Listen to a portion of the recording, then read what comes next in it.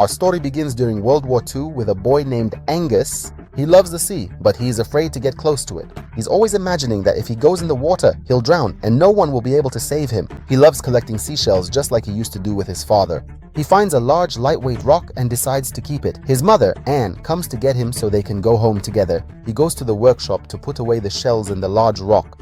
He starts to examine it and finds that it's peeling. It has a strange color, and a slimy substance is oozing from it, like an egg. Then his mother calls for him, so he leaves it. Afterwards, the rock moves just slightly. Night falls and the wind is so strong it blows open the workshop door. Angus goes down to the workshop, but he finds the egg has fallen on the floor and cracked open. He starts to sense movement around him and things are falling over.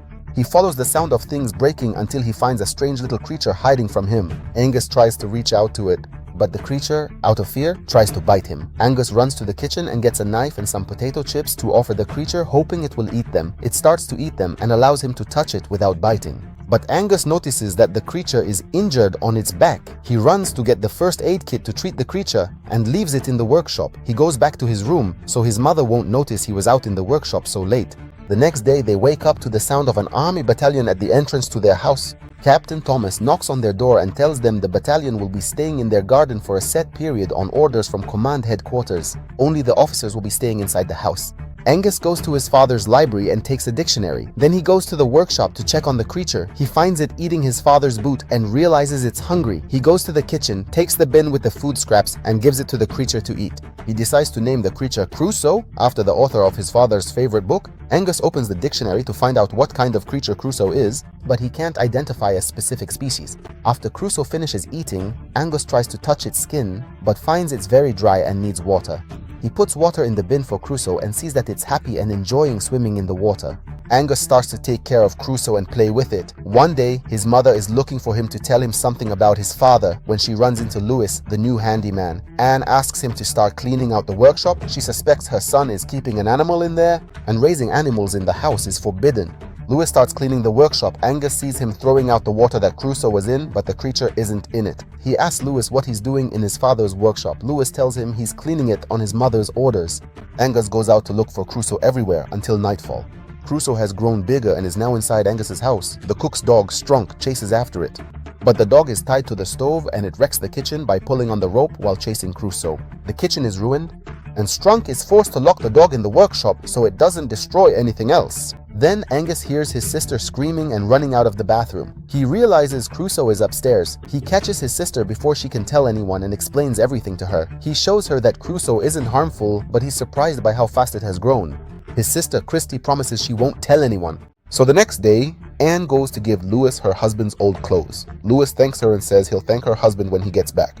But Anne tells him her husband isn't coming back because he drowned with his ship a year ago and that her son still doesn't know about his father's death. She also tells him the bathroom needs fixing. He goes up to fix it, but Angus and Kirsty are inside the bathroom. They try to stop Lewis from coming in, but they can't. He sees Crusoe, and once he calms down, tells them he looks like a water horse, a rare mythical creature that almost no one has ever actually seen. The legends say it's both male and female at the same time. When it grows up, it lays just one egg, and then it dies. They all stay in the bathroom for so long that Anne comes looking for them. They beg Lewis to hide it from their mother as well, and he agrees. They tell their mother they're helping Lewis fix the bathroom pipes. They manage to hide Crusoe and don't get caught by their mother. While the army is holding a banquet in the house, Angus leaves the bathroom, forgetting to close the door behind him. Crusoe gets out of the bathroom and is chased by the dog, who's loose in the house. The dog starts breaking everything in its path to get to Crusoe. He makes his way downstairs to the dining room where the battalion officers and Anne are gathered.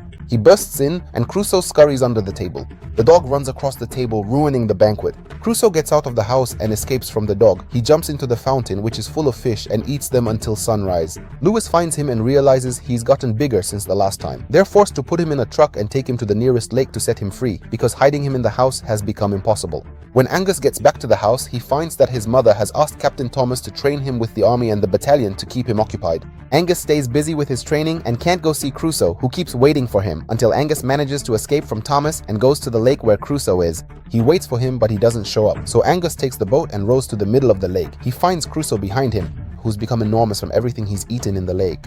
Crusoe wants to play with him just like before. Angus climbs onto his back and Crusoe swims through the water. Angus is terrified because he's afraid of the water, but he gets used to it and starts to enjoy himself while riding on Crusoe's back, until Angus discovers that the lake is blocked off by a large net set up by the army. After they finish playing, Crusoe brings him back to the shore. But before Crusoe goes under the water, Strunk spots him in the lake.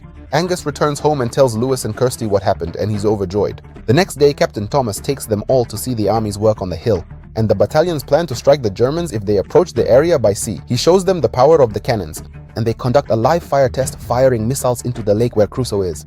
Angus panics when he realizes they're firing into the lake and tries to stop them, but he fails. The missiles are fired, and because Angus got too close to the missiles and could have been hurt, his mother punishes him by grounding him in the house. Meanwhile, one of the town's residents, who was sure he'd seen Crusoe once, had been watching the lake with a photographer to take a picture as soon as he appeared. But he fails to photograph him and resorts to faking the photo because he's chasing fame. The picture spreads through the newspapers and Strunk sees it, confirming to his friend Walker that he saw it for real. Walker and Strunk decide to hunt it down so they can become famous for killing the monster. At the same time, Angus escapes from the house to go check on Crusoe after the shelling. Lewis goes with him and they reach the shore of the loch. Angus keeps calling for him until Crusoe emerges. He tries to attack them, but Lewis saves him. Lewis explains that after what happened, Crusoe has become a wild animal. He attacks anyone because he thinks they're going to hurt him. Angus is upset that he's lost his friend and heads home, but he hears the sound of Strunk's dog and realizes someone is looking for Crusoe to hunt him. Sure enough, Walker and Strunk are searching for Crusoe and they attack him. They report to the base that they're under attack in the loch and request all missiles be fired to save them. But their boat capsizes near the shore. Crusoe is about to eat Strunk after Walker swam to shore and fled in fear, but Angus tries to stop him from killing him. He wades into the water until he starts to drown. Crusoe throws Strunk aside and dives down to save Angus from drowning. Lewis is able to revive him. Thomas and Anne arrive and see the water horse before them. Anne is certain that her son wasn't lying or imagining things, but suddenly, missiles are fired at the loch based on the boat's report before it capsized.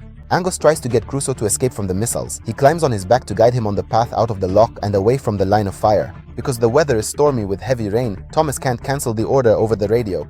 The watch soldiers report seeing something that looks like a submarine's periscope. They mistake it for a German submarine coming to attack. But in reality, it's Crusoe's head. The firing on Crusoe and Angus continues. The net is raised higher to prevent the submarine, Crusoe, from getting past it. Thomas and Anne are in a boat behind Angus to save him if he drowns. Angus decides to leave Crusoe so he can hide underwater, away from the firing. He goes to his mother on the boat, but Crusoe dives underwater and manages to jump higher than the net. He lands on it, tearing it from the tower it's fixed to, and Crusoe escapes to the sea, finally free. Angus sees him one last time, swimming in the sea at sunrise as if saying goodbye to his only friend.